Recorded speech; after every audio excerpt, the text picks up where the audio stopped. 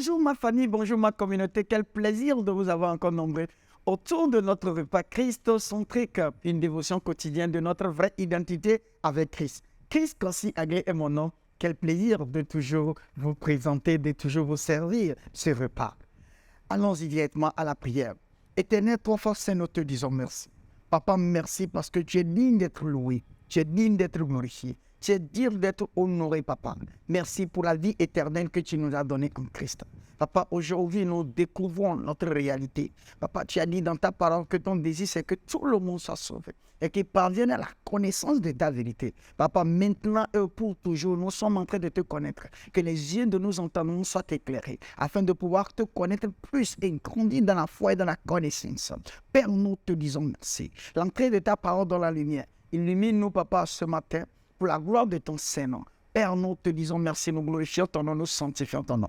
Au nom précieux de Jésus, nous savons prier, nous avons reçu. Amen, amen, amen. Quel plaisir de vous savoir nombreux autour de notre repas christocentrique. Et tout ce que vous savez bien faire, tout ce que vous savez bien faire tout le temps, c'est de partager la vidéo autour de vous. Partagez-la autour de vous. Faites connaître cette vidéo à quelqu'un et faites sauver quelqu'un à travers ces vidéos. Alors, nous avons commencé une série, nous avons commencé depuis 3 jours la série sur la prière. Et nous avons dit que la prière est un style de vie du croyant. La prière, c'est une culture. Ça doit être une culture. Nous ne prions pas parce que nous avons un problème. Nous ne prions pas parce que nous sommes dans un besoin forcément, non. Mais nous prions comme une culture, un style de vie pour le croyant. Et là, quand nous prions comme ça, quels que soient nos problèmes, nos défis, les situations, la prière fervente du croyant génère de l'énergie, génère de l'efficacité. Alléluia. Alors aujourd'hui, nous allons voir comment prions-nous. Parce qu'il est bien vrai que nous sommes en train de dire que le croyant doit prier, mais généralement, beaucoup de croyants ne savent pas comment prier. Alléluia. Alors aujourd'hui, nous allons voir comment prions-nous, comment un croyant doit prier. Éphésiens 6, verset 18, dit de prier toujours en esprit. Alléluia. Prier en esprit comme l'enseigne l'épître, c'est prier ou parler en langue. Alors, comme nous avons toujours dit ici, quand vous êtes né de nouveau, vous avez l'habitation du Saint-Esprit en vous. Vous avez cette habitation du Saint-Esprit en vous. Cette habitation du Saint-Esprit fait que vous pouvez maintenant, cet esprit peut s'exprimer à travers vous. Alléluia. Donc, la langue de notre famille, c'est le parler en langue. La langue de la famille de Dieu, c'est le parler en esprit, c'est-à-dire le parler en langue. Donc, tout croyant doit parler en langue, doit savoir parler en langue. Et là, si vous parlez en langue, c'est mieux pour vous et c'est mieux pour nous de parler plus, de prier plus en langue. Alléluia. Parce que quand vous priez en langue, vous ne vous adressez pas aux hommes, mais vous adressez à Dieu directement. Alléluia. Voilà pourquoi la meilleure façon pour un croyant d'abord de prier, c'est de prier en langue. Voyons-en ce que Paul dit par rapport à cela. Éphésiens 14, verset 14. Car si je prie en langue, mon esprit est en prière, mais mon intelligence demeure stérile. Verset 15. Que faire donc? Je priais par l'esprit. Je prierai par esprit, mais je prierai aussi avec l'intelligence. Je chanterai par l'esprit, mais je chanterai aussi avec l'intelligence. Alléluia. Bien avant cela, je voudrais quand même par ce verset donner un petit témoignage de moi. Avant que je n'arrive en Christ, parler en langue était vraiment quelque chose de fou pour moi en fait. Quand je vois les gens, je voyais avant que je ne devienne chrétien, quand je voyais les gens parler en langue, je les traitais vraiment de non-sens, je les traitais vraiment des gens qui sont faux. Effectivement, c'est ce que la Bible dit. Quand vous parlez en langue, vous ne vous adressez pas aux gens, donc votre intelligence n'est plus en jeu. Alors, quand vous voyez des gens qui n'arrivent pas à parler en langue, c'est parce que cette personne-là engage beaucoup leur intelligence. Donc, vous devez vraiment désengager votre intelligence pour que le parler en langue puisse vraiment sortir et puisse avoir de l'efficacité. Alors, 1 Corinthiens 14, verset 2. En effet, celui qui parle en langue ne parle pas aux hommes, mais à Dieu, car personne ne le comprend. Et c'est en esprit qu'il dit des mystères. Alors, comme je viens de le dire par mon témoignage, pour finir mon témoignage, quand je suis venu en Christ, j'ai pris beaucoup de temps avant de pouvoir parler en langue parce que, puisque je traitais ça vraiment de quelque chose qui n'est pas vraiment logique pour moi, j'engageais trop mon intelligence. Mais après, quand j'ai compris, et par la grâce du Seigneur, j'ai pu parler en langue grâce aux enseignements. Et c'est ce que je suis en train d'engager quelqu'un à faire. Si vous êtes né de nouveau et depuis vous ne parlez pas en langue, ça ne dépend pas de Dieu, ça ne dépend pas de l'Esprit qui est en vous, ça dépend de vous parce que c'est vous qui engagez votre intelligence. Et nous voyons ici que l'intelligence n'a rien à voir avec le parler en langue. Vous devez désintégrer, vous devez arrêter votre intelligence pour pouvoir vous s'exprimer. Vous allez laisser l'esprit s'exprimer à travers vous. Voilà pourquoi quand vous parlez en langue, ça n'a pas besoin d'être vraiment logique. Ça n'a pas besoin peut-être d'avoir un sens. Et papa a l'habitude de dire que plus votre langue n'a pas de sens, plus vous parlez en langue. Alléluia. Donc, mais quand vous commencez, quel que soit le son qui sort de vous, c'est votre langue. Et parlez, continuez. Et quand vous allez grandir, vous allez même évoluer plus dedans. Alléluia. Et aujourd'hui, je peux vous dire que je me plais et je prie beaucoup plus en langue qu'en compréhension. Alléluia. Par la grâce du Seigneur, je vois cette même expérience qui m'est arrivée. Vous arrivez un peu plus tôt au nom précieux de Jésus. Le mode de vie de prière de Paul était en langue.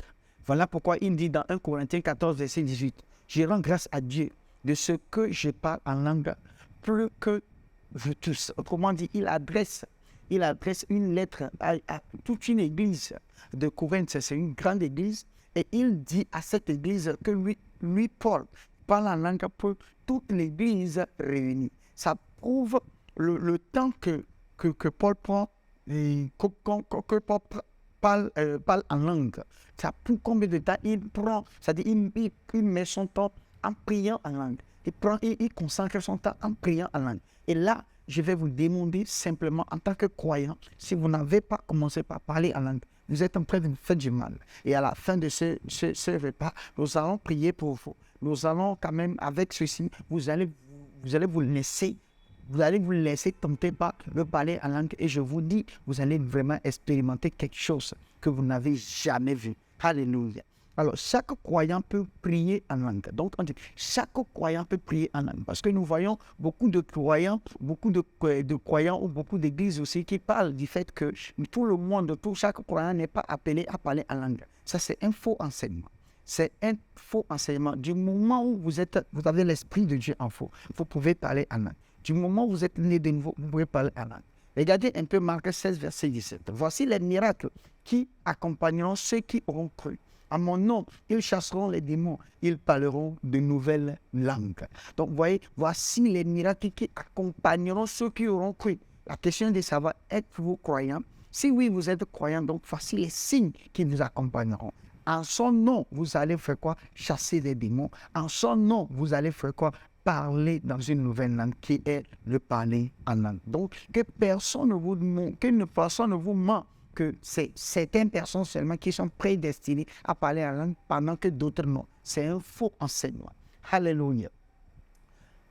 Encore une fois, c'est une prière à Dieu, pas à l'homme. Donc, quand vous parlez en langue, vous priez directement, vous êtes en communication directe avec Dieu et non aux hommes. Voilà pourquoi vous n'avez pas besoin comment l'appelle-t-on, de l'approbation des hommes pour pouvoir parler en langue. Parler en langue parce que vous adressez directement ces communications à Dieu. Des fois, ça peut vous sembler vous-même non-sens de dire certaines choses que vous ne comprenez pas. Mais c'est le mystère caché. Et là, c'est une communication que vous êtes en train de faire avec votre Dieu. Alléluia.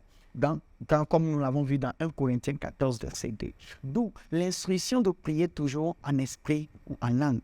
Donc, il est très, très important pour chaque croyant, comme une instruction, de parler toujours en langue. Jude 1, verset 20. Pour vous, bien-aimés, vous édifiant vous-même sur votre très sainte foi en priant par le Saint-Esprit. Jude a également demandé aux croyants de prier par le Saint-Esprit. Alors, lorsque vous priez en langue, vous édifiez ou vous bâtissez. Autrement dit, vous édifiez vous-même. Donc, quand vous parlez plus en langue, vous édifiez, vous êtes en train de vous bâtir. Vous êtes en train de vous bâtir.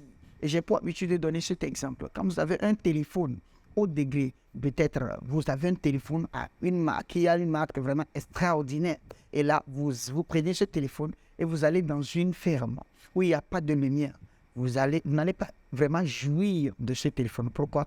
Parce que le téléphone ne serait pas chargé. Alléluia. Donc, quand vous êtes un croyant et que vous ne priez pas beaucoup, et surtout vous ne priez pas en langue, vous êtes comme ce téléphone qui se retrouve dans une ferme sans lumière. Donc, prier en langue, prier c'est quoi? C'est se charger et se charger. Mais la bonne nouvelle, c'est que vous ne serez jamais plein. Mais avec le téléphone, comme c'est un exemple, des fois, ça devient plein. Mais vous pouvez quand même vous charger. Tant que vous êtes plein, c'est en ce moment que vous avez besoin plus de vous charger. Alléluia. Alors, par conséquent, la prière en langue change les circonstances et répond aux besoins des autres croyants. Alléluia. Il édifie aussi celui qui prie. Alléluia. Il édifie celui qui prie. Voilà pourquoi je vous ai dit que nous avons une communauté chaque jour, 1 heure au moins minimum de prière. 1 heure minimum de prière. Et là, par rapport à notre église qui est nommée Power City, dans l'église dans laquelle je suis ici, nous faisons une prière de chaque matin, 1 heure de prière chaque matin. Et chaque samedi, nous avons 3 heures de prière en langue. Vous voyez? Donc, ce qui fait que quand vous êtes dans une congrégation comme Power City, vous ne pouvez que vivre dans la prière. Et nous sommes bombardés, nous sommes toujours bombardés par la parole. Donc, le ministère de la prière et de la parole. Donc, c'est ça, les 2 activités très principales, très phares de notre église. Donc, chaque matin, nous avons 1 heure de prière. Et donc, chaque soir, et chaque samedi, nous avons 3 heures de prière. Toute l'église, à travers le monde entier. Et c'est comme ça que nous nous baptisons. Alléluia. Et là, quand si réellement vous êtes peut-être là, loin, et que vous voulez participer à tous ces programmes-là, n'hésitez pas à nous faire signe. Et nous allons quand même vous amener à vous connecter à tous ces programmes-là. Ça va vous permettre de vous bâtir. Et là, vous pouvez accomplir votre ministère. Puisque la prière est un style de vie, comme nous l'avons dit, nous devons aussi assurer que nous prions toujours en esprit comme un style de vie et non occasionnellement. Autrement dit, nous ne devons pas occasionnellement prier en prière, mais nous ne devons pas, prier en langue, mais nous devons quotidiennement et à chaque seconde, à chaque minute, prier en langue. Et là, comme nous avons papa l'habitude de nous donner cet apport et cet exemple, si vous avez des problèmes, si vous avez des défis en tant que croyant, la meilleure façon, c'est de quoi? De prier, et c'est de prier en langue. Vous voulez prendre une décision, prier en langue. Vous entrez dans une voiture pour faire un voyage. Tout au long du voyage, si vous pouvez prier en langue.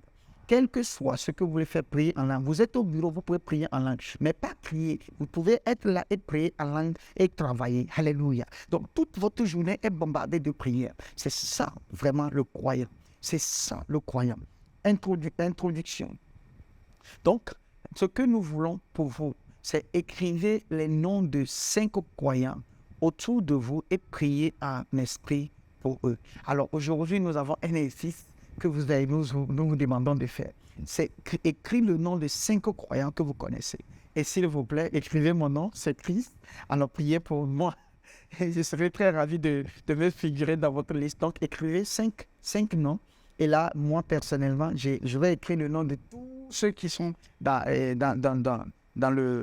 notre plateforme et je vais prier en langue pour vous toute la journée. Et le soir, comme nous avons l'habitude de le faire, nous allons nous retrouver pour prier encore. Alors, voilà un peu l'exercice que vous devez faire. Donc, vous devez vous donner cet exercice-là de prier en langue quotidiennement.